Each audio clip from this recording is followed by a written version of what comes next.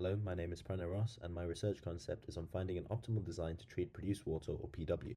What is produced water? So when it comes to extracting fossil fuels such as oil and gas, either from wells or rock formations, there is mostly always water present.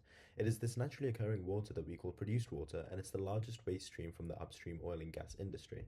Now, produced water typically contains hydrocarbons due to fossil fuels being extracted, naturally occurring toxic and radioactive substances such as arsenic and radium, and chemical additives that are added to aid in the extraction of fossil fuels. It's important to consider how much produced water is collected, 3 to 15 barrels of produced water for every barrel of oil.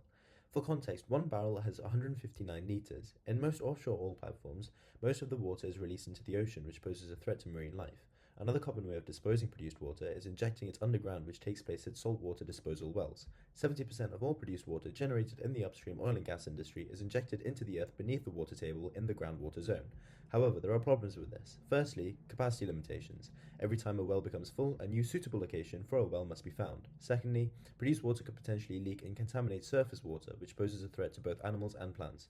Finally, there is an increased risk of seismic activity.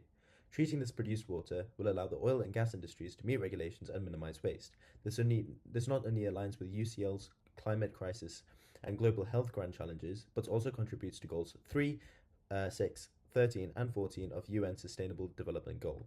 The treatment of produced water must be economical so that the oil and gas industry can minimize their cost while still abiding by environmental and social regulations. We use a combination of multiple technologies to achieve the most cost-effective treatment. The technologies are API, American Petroleum Institute separator, where produced water is run through the API separator to remove all the oils, chemicals, etc.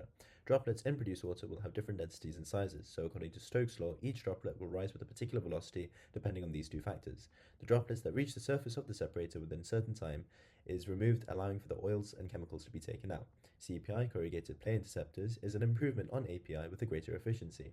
They have plates attached in the tank that promote the coalescence or merging of oil droplets, which in turn will increase their velocity and separation efficiency.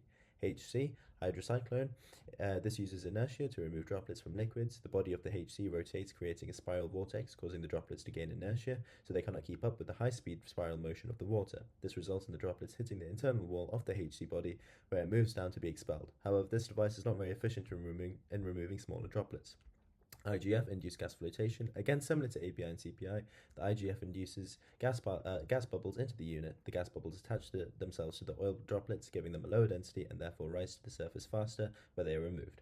A case study took place to determine which sequence of treatment technologies would give the most cost-effective results to minimize the total system cost and environmental impact. Trade-offs must be made between total annual cost and CO2 emissions for the 5 tested sequences of technologies used to determine which is the most viable. Thank you for watching.